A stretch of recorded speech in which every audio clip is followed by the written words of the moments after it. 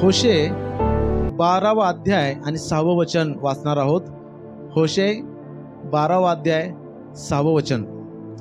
म्हणून तू आपल्या देवाकडे वळ, दया व न्याय यांचे पालन कर, आपल्या देवाची प्रतीक्षा करून राहा.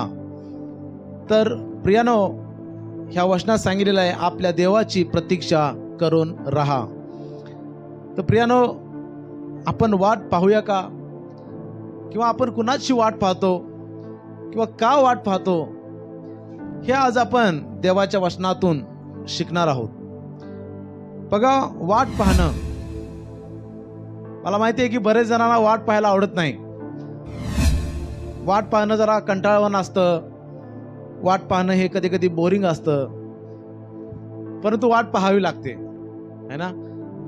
बघा, काही उदाहरणं तुम्हाला सांगतो. मोठमोठ्या सिटीमध्ये सिग्नल चालू असतो. बेळगावमध्ये आता सिटीमध्ये सिग्नल चालू असतो, रेड सिग्नल लागलेला असतो आणि त्याचे नंबर असतात. 30 सेकंदाचा सिग्नल असतो आणि मग 30, 29, 28, 27 असं होत असतं. तोपर्यंत ते 0 होईपर्यंत थांबायचं असतं इथं, जोपर्यंत ग्रीन सिग्नल येत नाही तोपर्यंत. मग 10 पर्यंत नंबर आला की लगेच गाडी स्टार्ट करतात लोक, आणि 9 आलं तरी ऑलरेडी अर्धा रस्ता क्रॉस केलेला असतो. ते 10 सेकंद सुद्धा थांबायलाही तर होत नाही. म्हणजे वाट पाहायला नको, गडबड फार असते, लवकर जायचं. बघा, तुम्ही टीव्ही बघत आहात, टीव्ही काहीतरी तुम्ही इंटरेस्टिंगली बघत आहात आणि मध्येच ॲडव्हर्टाइजमेंट येते, आणि ॲड मध्ये आली की लगेच ती ॲड संपूपर्यंत थांबत नाही. तुम्ही चॅनल लगेच चेंज करता, ॲड संपूपर्यंत दुसरं काहीतरी बघूया. यूट्यूबमध्ये काहीतरी आपण बघत असतो, मध्ये ॲड येते, ते स्किप यायची आपण वाट बघतोय. स्किप ऑप्शन कधी येतो? जेव्हा स्किप ऑप्शन आला पटकन त्याला दाबायचं, है ना. म्हणजे कुणाला वाट पाहायला आवडत नाही.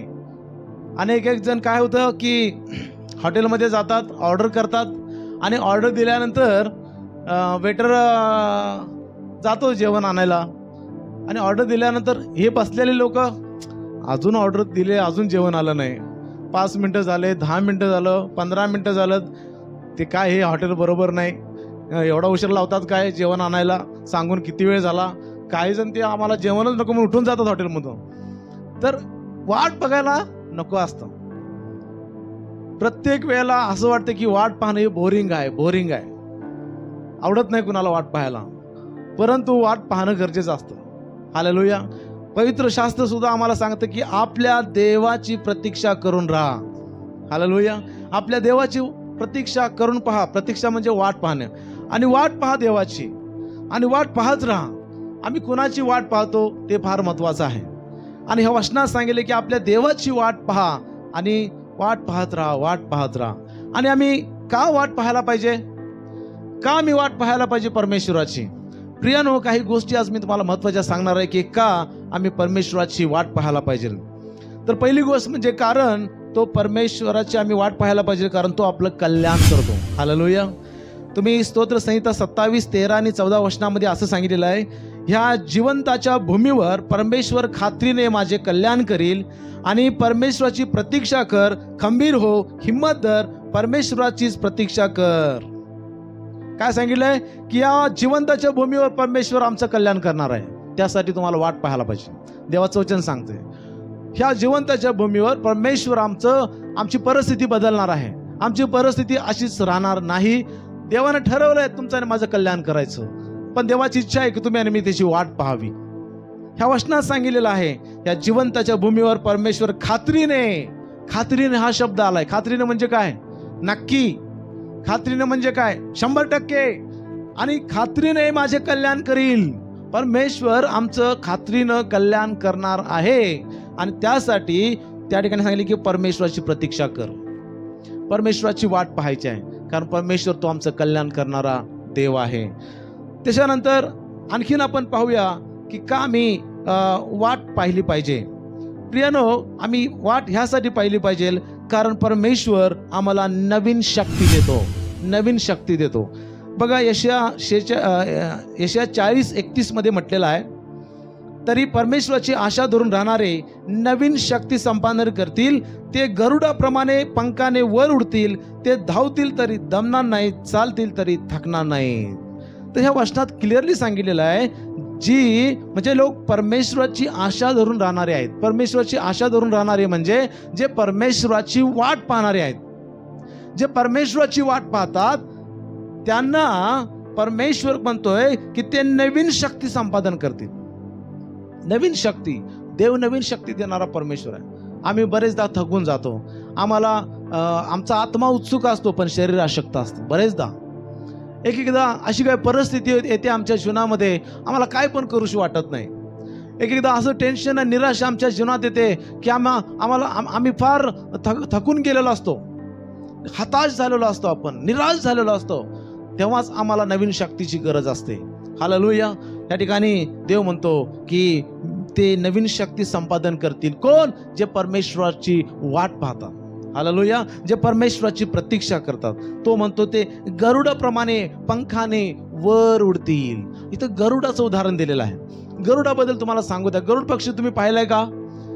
येस, गरुड पक्षी हा फार उंच भरारी घेणारा पक्षी आहे. त्याच्याबद्दल तुम्हाला थोडंसं सांगायचं आहे. गरुड पक्षी, तिचं एक असा काळ त्याच्या जीवनात येतो की त्याची जी चोच असते ती चोच तिची झुजून जाऊ लागते. त्याचे पंख असतात, ते पंख सुद्धा हळूहळू निघून जावं लागतात. त्याच्यात जे नखे असतात पायाचे, ते नख सुद्धा त्याची हळूहळू निघून जावं लागतात. असा काळ, असा प्रसंग त्या जीवनात येतो असतो. आणि तो प्रसंग एवढा त्रासदायक, एवढं पेनफुल असतं ते की त्यातून जर तो टिकला किंवा त्या पेनफुल परिस्थितीतून जर गेला तरच त्याला नवीन शक्ती संपादन, त्याला नवीन शक्ती प्राप्त होणार असते. म्हणजे काय की जुनी चोच जाऊन नवीन चोच येणार असते आणि जुने नख जाऊन नवीन नख येणार असतात. जुनी पंख जाऊन नवीन पंख येणार असतात. आणि ही प्रोसेस जी असते फार पेनफुल असते, फार दुःखदायक असते, फार वेदना आणि त्यामध्ये फार त्रास असतो. आणि ही जुनी झालेली चोच त्याला फोडावी लागते, स्वतः फोडावी लागते.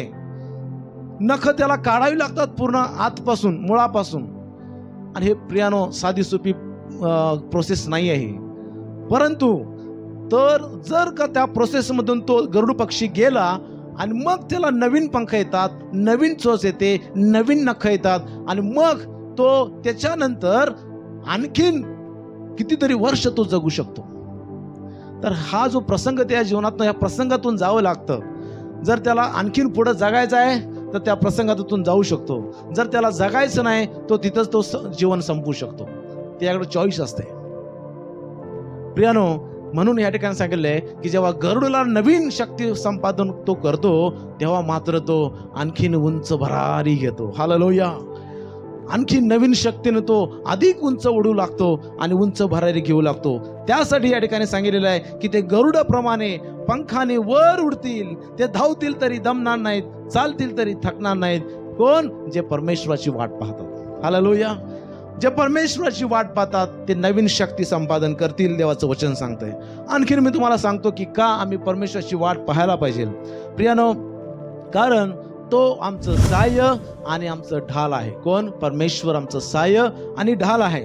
स्तोत्र 33:20 मध्ये म्हटलेलं आहे, आमचा जीव परमेश्वराची प्रतीक्षा करीत आहे, आमचं साह्य व ढाल तोच आहे. परमेश्वर आमचं साह्य आणि ढाल आहे आणि म्हणून आम्ही परमेश्वराची प्रतीक्षा करायला पाहिजे. म्हणजे परमेश्वराची, देवाची आम्ही वाट पाहायला पाहिजे. हालेलुया. बघा, साह्य आणि ढाल देव आहे. स्तोत्र 121 मध्ये म्हटलेलं आहे की आकाश आणि पृथ्वीचा निर्माण करता परमेश्वर, त्याचपासून आम्हाला साह्य येतं. हालेलुया. ह्या वचनात सांगितलं की तो आमची ढाल आहे. ढालचं काम काय? ढाल संरक्षण देते आपल्याला. येणारे हल्ले सगळे कुणाला लागतात? ढालीला लागतात. आणि ह्या वचनात सांगितले की परमेश्वर आमची ढाल आहे.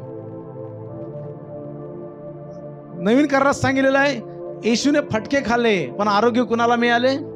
आम्हाला. हालेलुया. येशूला फटके दिले पण आरोग्य आम्हाला मिळाले. प्रियानो, हे अद्भुत कार्य आहे. म्हणून येशू, आम्ही म्हणू शकतो की येशू माझी ढाल आहे. हालेलुया. बघा, येशूनं स्वतःवरती आमचं पाप घेतलं स्वतःवरती, पण आम्हाला क्षमा मिळाली. ढाल सगळे हल्ले स्वतःवरती घेते. येशूनं सगळे हल्ले जे आम्हाला येणार होते आमच्यावरती, ते सर्व हल्ले स्वतःवरती घेतले आणि संरक्षण मात्र आम्हाला दिलं. Praise God. प्रियानो, मी तुम्हाला सांगतो, जेव्हा आम्ही देवाची वाट पाहू तेव्हा परमेश्वराकडून आपल्याला सहाय्य येणार आहे आणि तो आमची ढाल म्हणून असणार आहे आणि आपल्याला खरं संरक्षण भेटणार आहे. देवामध्ये आपल्याला खरं संरक्षण भेटणार आहे. Praise God. म्हणून बायबलमध्ये सांगितले की त्याला बसलेल्या फटक्याने आम्हास आरोग्य प्राप्त झालं. येशू एक आमच्यासाठी एक ढाल आहे, आमचं संरक्षण आहे. Praise God. म्हणून मी एक गाणं लिहिलंय आणि त्यामध्ये हे शब्द मी त्या गाण्यामध्ये सांगितलेलं आहे की फटके तुला दिले, आरोग्य मला मिळे. काय सांगितले त्या ठिकाणी? फटके येशूला दिले पण आरोग्य मला मिळाले. तर हेच आहे या ठिकाणी सांगितलंय की आमचं सहाय्य आणि आमचं ढाल देव आहे. त्यासाठी प्रियानो, आम्ही परमेश्वराची वाट पाहायला पाहिजे. जेव्हा आम्हाला संरक्षणाची गरज असणार आहे तेव्हा येशू आमच्या बरोबर ढाल म्हणून राहणार आहे. हालेलुया. जेव्हा आम्हाला सहाय्याची गरज पडणार आहे तेव्हा आकाश आणि पृथ्वी निर्माण करणारा परमेश्वरापासून आपल्याला काय येणार आहे? सहाय्य येणार आहे. म्हणून आम्ही वाट पाहूया. जरी वाट पाहणं हे बोरिंग असेल, जरी वाट पाहणं कंटाळवाणे असेल, तरी आपण वाट पाहूया. परमेश्वर, आम्ही जर वाट पाहत असेल तर परमेश्वर उशीर करणार नाही. परमेश्वर उशीर करणार नाही. कदाचित आम्हाला वाटतं की भरपूर वेळ झाला, भरपूर दिवस झालेले आहेत, किती महिने झाले, किती वर्ष झाले आणि अजून का माझ्या प्रार्थनेचं उत्तर भेटत नाही, अजून किती वाट पाहू. होय, हे कंटाळवाणं आहे, त्रासदायक आहे वाट पाहणं. मी समजून घेऊ शकतो की आमच्या हे वाट पाहणं आम्हाला पुढे होणार नाही. बरेच दिवस लोटून गेलेले आहेत, बरेच महिने आम्ही असं काढत आहे आणि आता अजून मला वाट पाहायला होत नाही. होय, वाट पाहणं हे त्रासदायक आहे, कंटाळवाणं आहे, त्रासदायक आहे. परंतु प्रियानो, वाट पाहण्यामध्येच आशीर्वाद आहेत. हालेलुया. वाट पाहण्यामध्ये आशीर्वाद आहेत. आणि ह्या ठिकाणी सांगितलंय की आमचं सहाय्य परमेश्वरापासून आल्याशिवाय राहणार नाही. आणि आणखीन तुम्हाला मी सांगतो की का आम्ही परमेश्वराची वाट पाहायला पाहिजे. कारण तो उन्नती करतो. Praise God. कारण परमेश्वर आमची उन्नती करतो. तुम्ही स्तोत्र 37-34 मध्ये जर वाचला, त्या ठिकाणी सांगितलेलं आहे की परमेश्वराची प्रतीक्षा कर, त्याच्या मार्गाचे अवलंबन कर, म्हणजे तो तुझी उन्नती करून तुला पृथ्वीचे वतन देईल.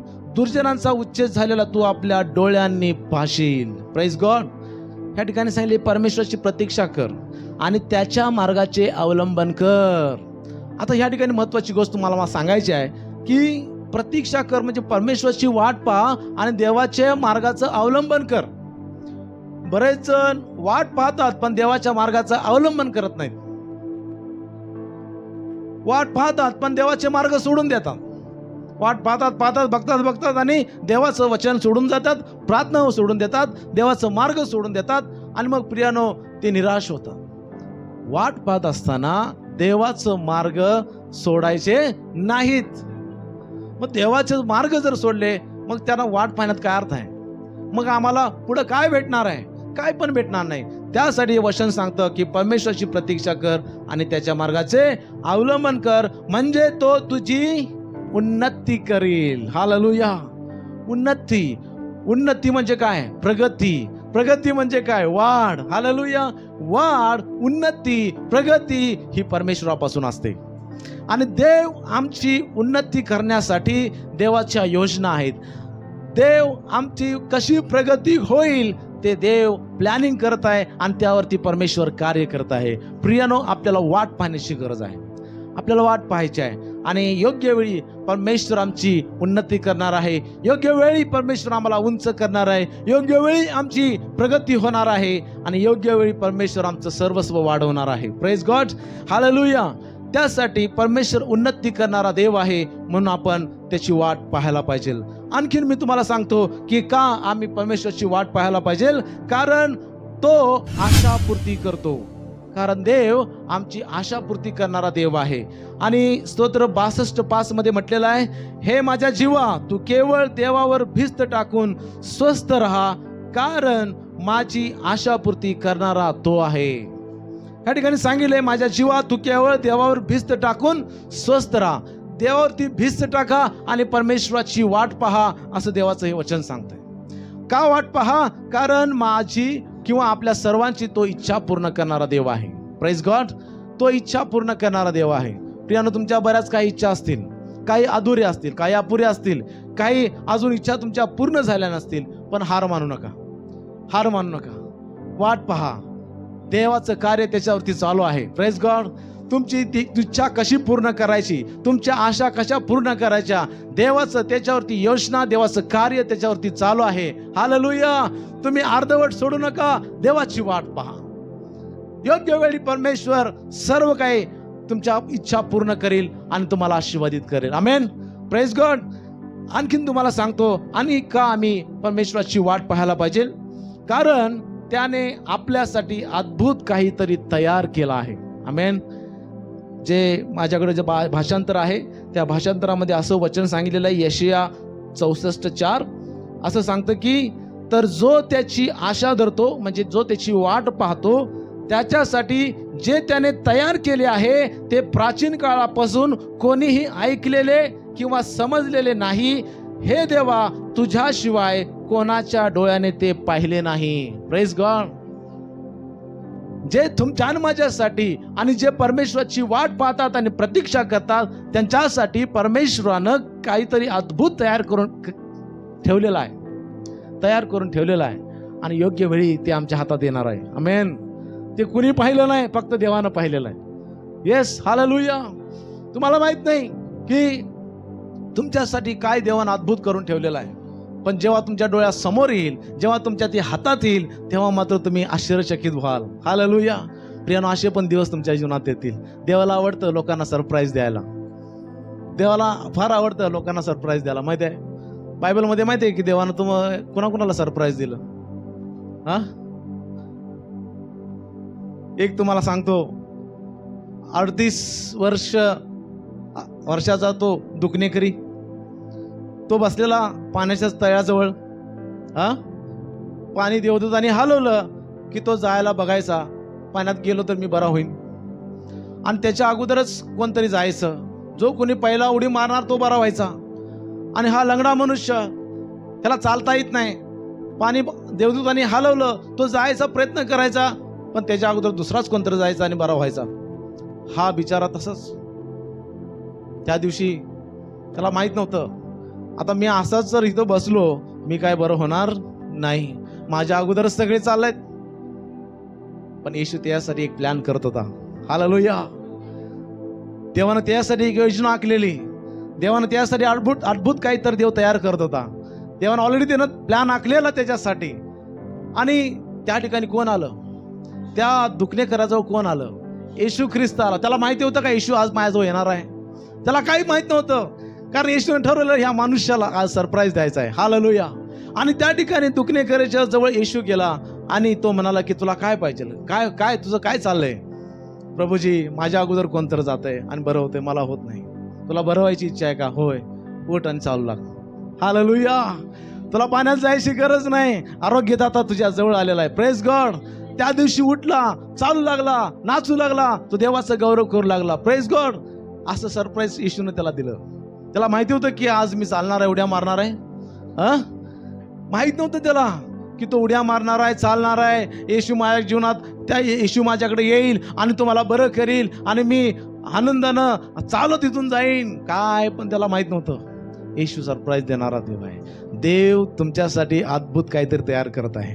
तुम्ही त्याची वाट पहा प्रियानो, वाट पहा. योग्य वेळी, योग्य दिवशी असं काही तुमच्याकडे तो देवाचे आशीर्वाद येणार आहे. तुम्ही आश्चर्यचकित होणार आहे. Praise God.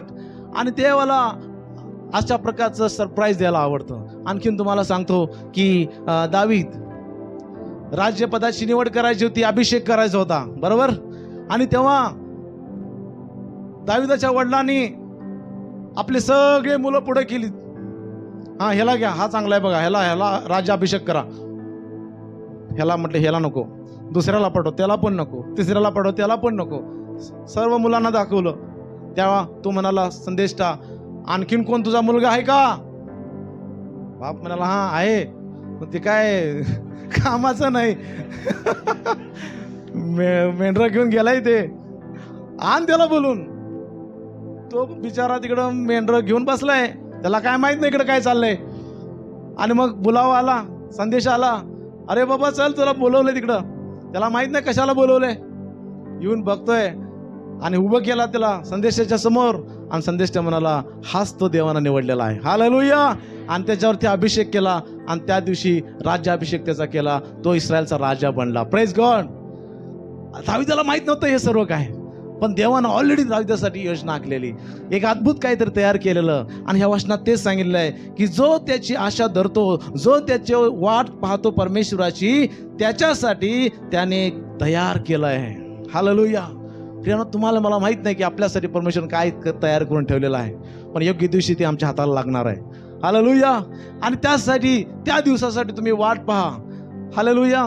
देवानं जर ठरवलं असेल डिसेंबर महिन्यात तुम्हाला द्यायचं आहे, पुढच्या मार्च महिन्यात तुम्ही हार मानू नका.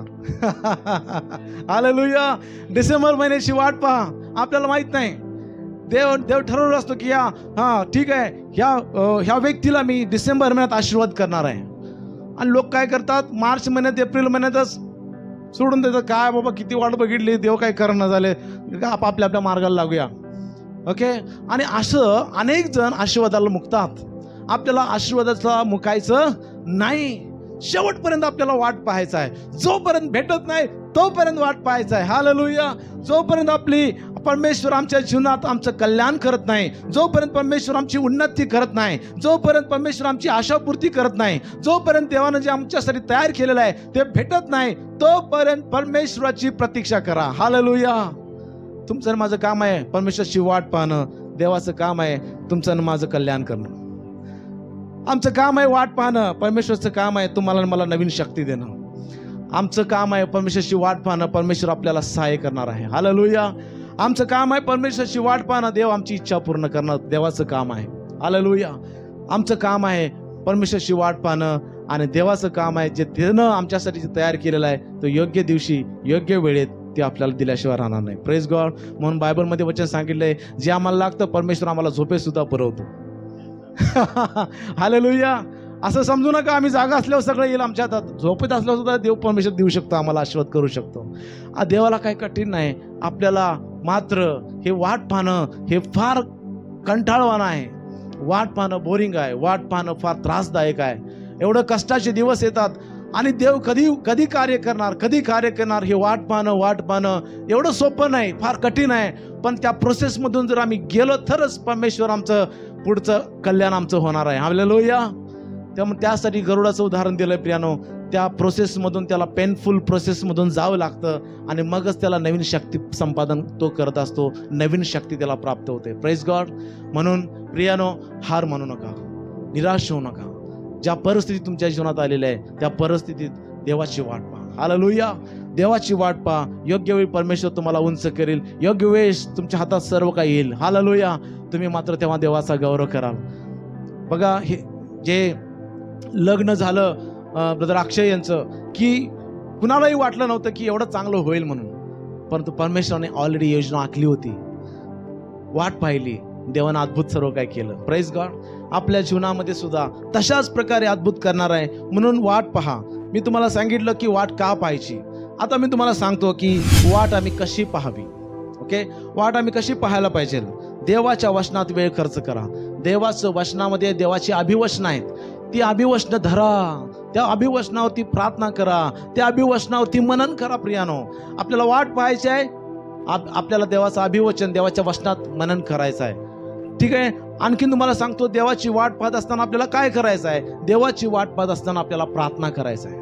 प्रार्थनेमध्ये वेळ घालवायचा आहे. देवाची वाट पाहत असताना आपल्याला काय करायचं आहे. देवाच्या सांध्यात वेळ खर्च करायचा आहे.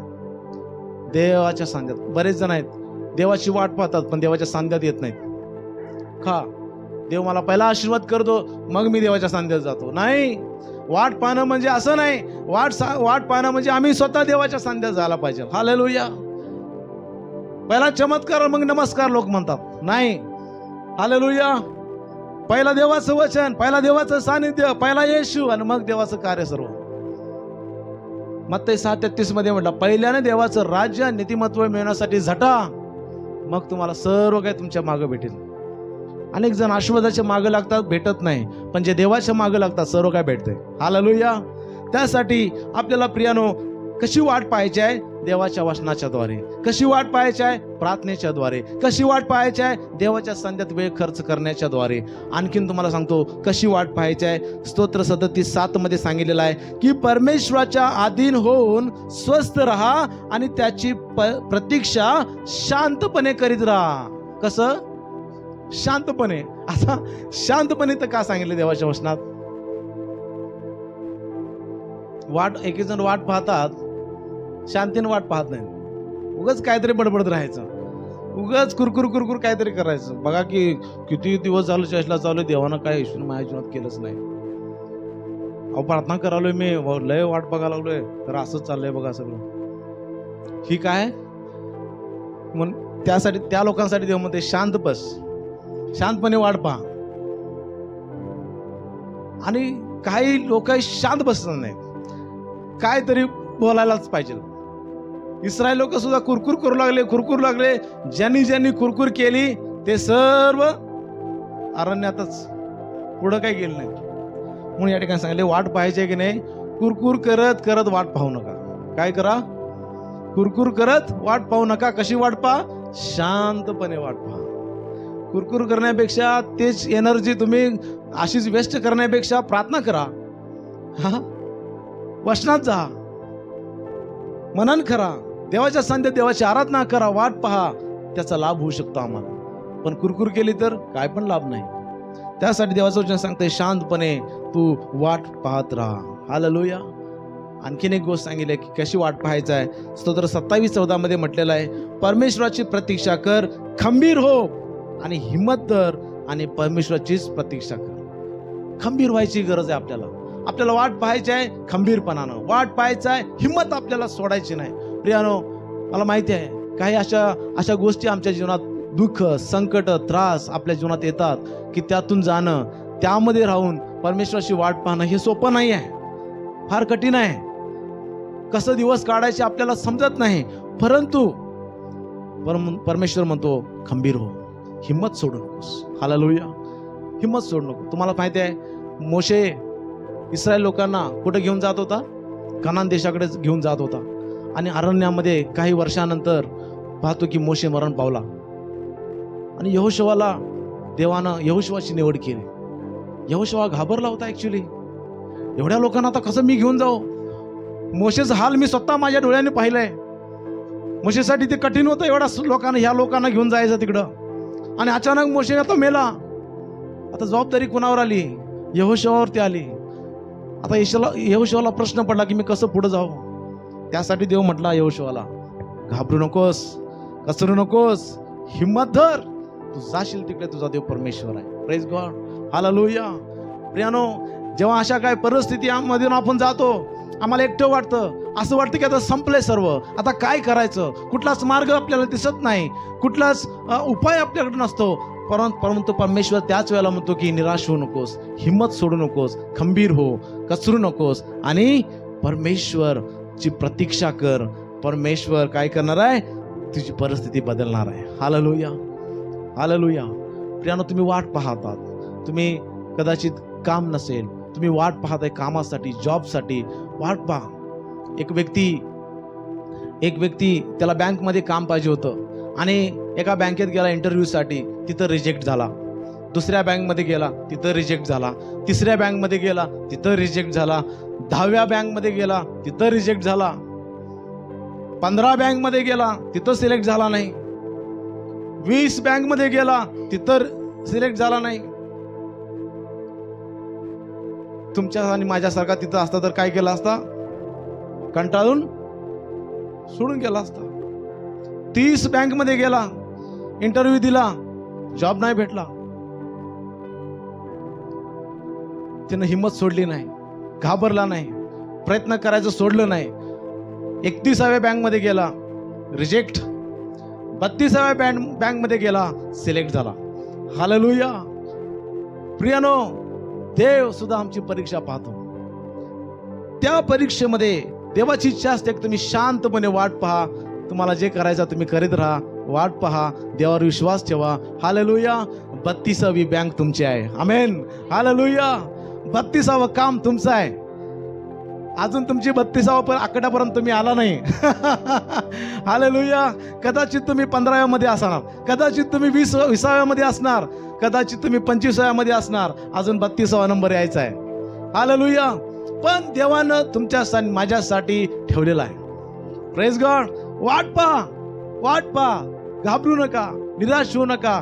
देव आमची परिस्थिती बदलणार आहे, आमचे कल्याण करणार आहे, आमचं उन्नती करणार आहे, आमची आशापूर्ती करणार आहे. तो आमची ढाल होणार आहे. हालेलुया.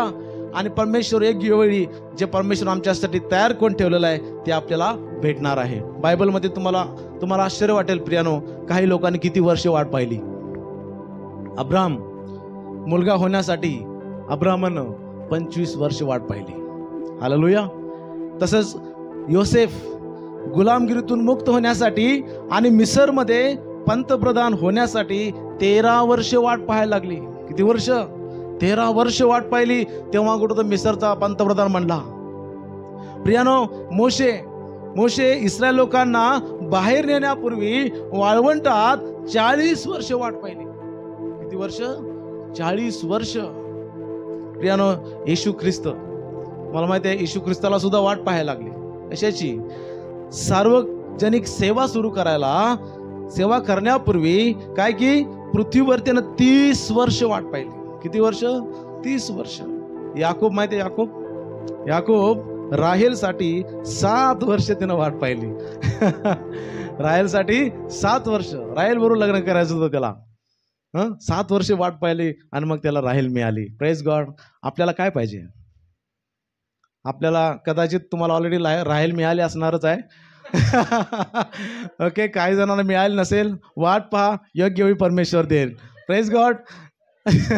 आपल्याला जे पाहिजे त्यासाठी वाट पहा, परमेश्वर योग्य वेळी आपल्याला देणार. तो उशीर करणार नाही. आपलं कॅलेंडर वेगळं आहे, देवाचं कॅलेंडर वेगळं आहे. आपलं घड्याळ वेगळं आहे, देवाचं टायमिंग वेगळं आहे. Praise God.